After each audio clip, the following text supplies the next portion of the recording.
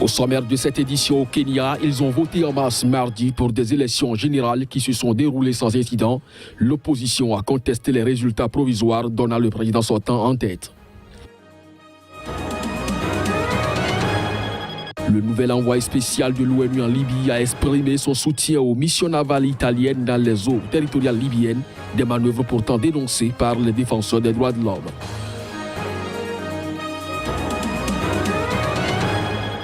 En République démocratique du Congo, la vie a tourné au ralenti dans la capitale Kinshasa. Le mot d'ordre d'une journée ville morte de l'opposition a été diversement suivi.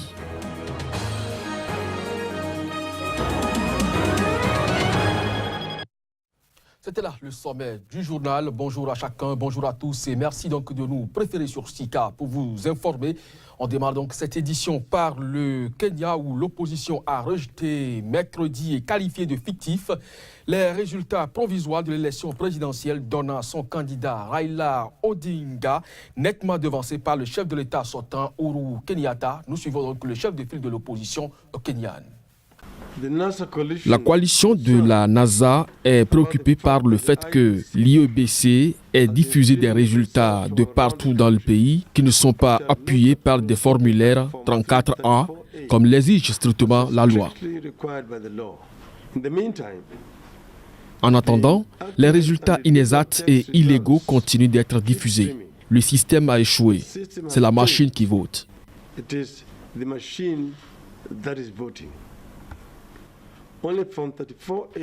Seul le formulaire 34A révèle l'origine des résultats. Nous rejetons donc les résultats diffusés jusqu'à présent et demandons à l'IECB de fournir le formulaire 34A de tous les bureaux de vote avant l'annonce des résultats supplémentaires.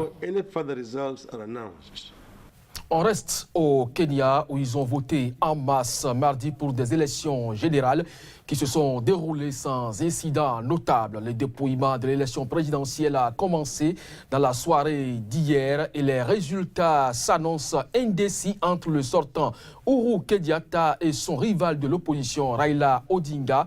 La commission électorale dispose en effet de 7 jours pour déclarer le vainqueur.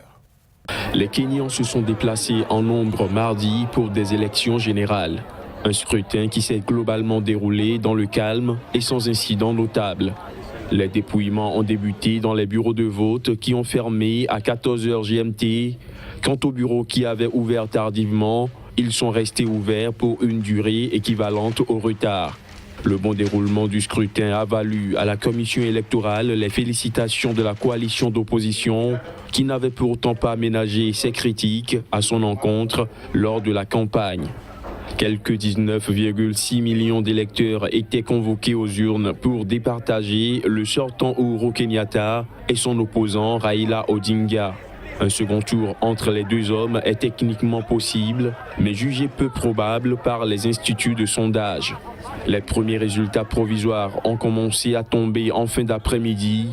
La commission électorale dispose de 7 jours pour déclarer le vainqueur, une étape redoutée par de nombreux observateurs qui pourrait déboucher sur des troubles 10 ans après les pires violences électorales enregistrées dans ce pays. Rappelons que les Kenyans devaient également élire leurs députés, sénateurs, gouverneurs élus locaux et représentants des femmes à l'Assemblée nationale.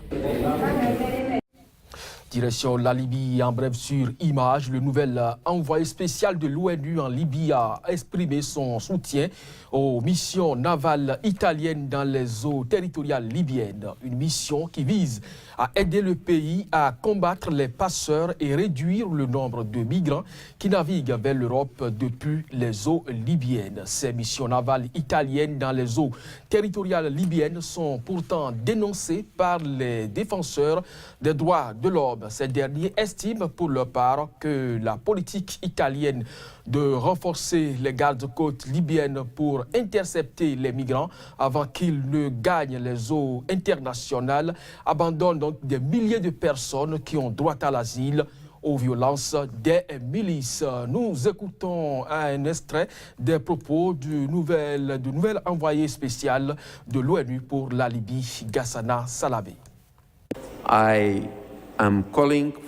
J'appelle à une meilleure coopération entre les pays voisins afin d'essayer de contourner ce défi de migration qui est devant nous.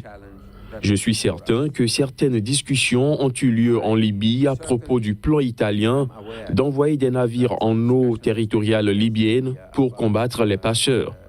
Et je crois qu'une coopération transparente entre la Libye et l'Italie est un moyen très constructif pour aborder cette question de migration. L'ONU doit apporter une position de leadership fort sur la crise libyenne, car jusqu'à présent, il y a eu trop de négociations et trop de négociateurs, trop de médiateurs et trop de médiations, mais zéro résultat. Aujourd'hui, nous devons changer de tactique et la façon de faire. J'ai clairement dit à M. Salamé que les Nations Unies doivent assumer un rôle de leadership solide dans le dossier libyen. Maintenant que nous avons l'opportunité de réduire les flux migratoires et d'organiser des camps de réfugiés en Libye, nous devons investir grandement dans les organisations humanitaires internationales et multilatérales afin que des camps en Libye se conforment à une norme acceptable en matière de protection des droits de l'homme. On reste en Libye où en visite à Tunis, le chef du gouvernement d'union nationale a discuté avec les responsables tunisiens des résultats des réunions de Paris et de ceux des rencontres avec les différents acteurs politiques en vue de pacifier le pays. Le président de la République, Béji Caïd Essebsi, a reçu ce lundi le premier ministre libyen, Fayez al-Sarraj, à Carthage. À cette occasion, les deux hommes ont examiné les résultats de la rencontre qui a uni Fayez al-Sarraj le 25 juillet dernier à Paris avec le maréchal Khalifa Haftar, soulignant que toutes les parties ont convenu que la solution à la crise devra émaner d'un consensus politique et que tous devront respecter les engagements issus de cet accord. Nous avons évoqué avec son Excellence la situation politique en Libye et nous avons discuté également des détails de la feuille de route que j'ai proposée afin de trouver un terrain d'entente commun pour stabiliser la situation parce qu'on a constaté qu'on se trouvait devant une impasse.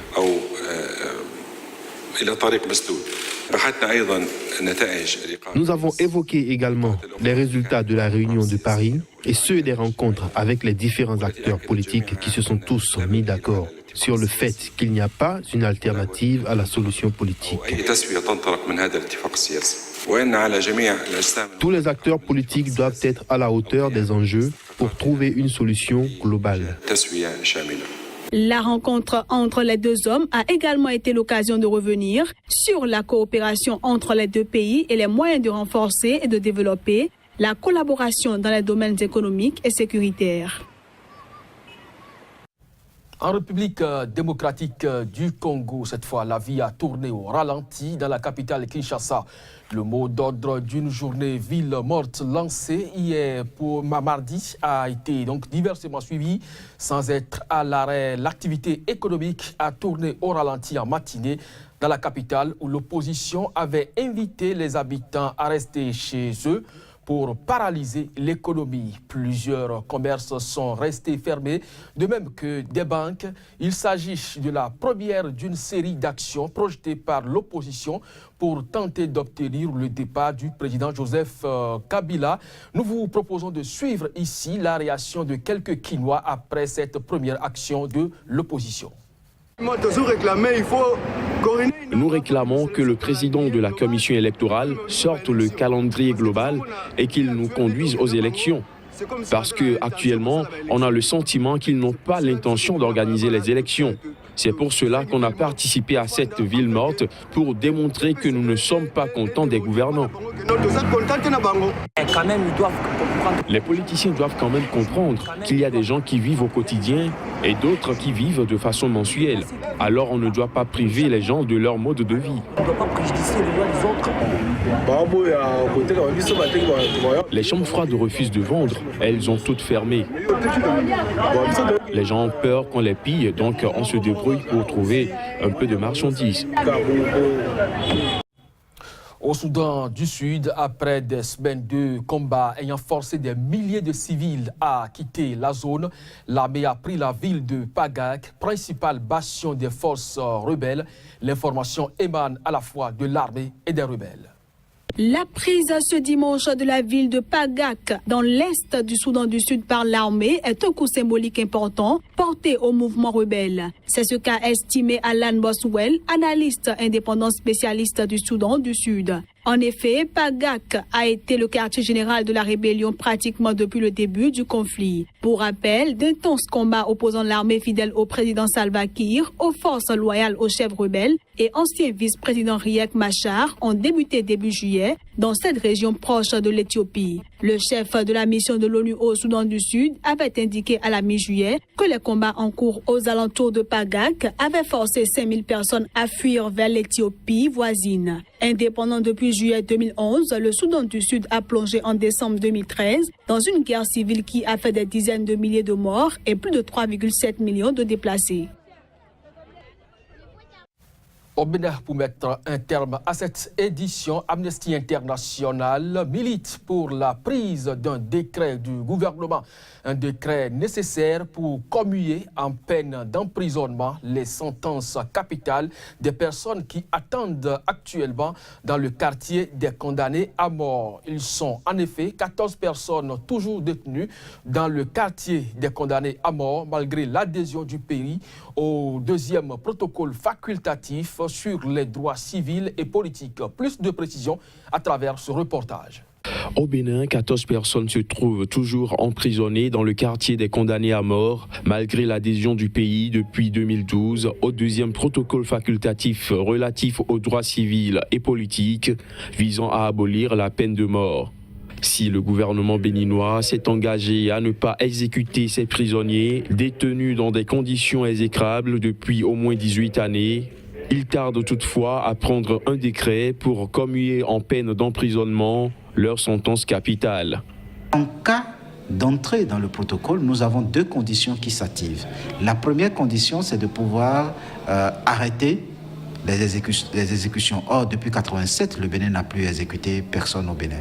Et la deuxième condition, c'est que s'il y avait des condamnations à mort qui étaient en cours, pendant qu'on est entré dans le protocole, que le pays puisse commuer ces condamnations en peine de prison. Et c'est là où il y a hiatus, parce que ça fait maintenant 2012 à aujourd'hui, ça fait 5 ans que le Bénin n'a pas cru devoir donc satisfait à cette prise de décret simplement pour pouvoir commuer la peine de mort. Pour obtenir du gouvernement la prise d'un tel décret, Amnesty International a lancé une pétition en ligne. Le 10 novembre 2017 exactement, le Bénin va faire son 3e passage à l'examen périodique universel.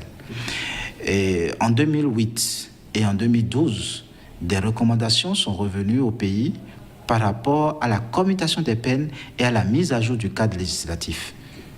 De 2008 à aujourd'hui, il y a eu certainement quelques avancées, mais qui sont très pénibles à voir, donc qui ne sont pas visibles.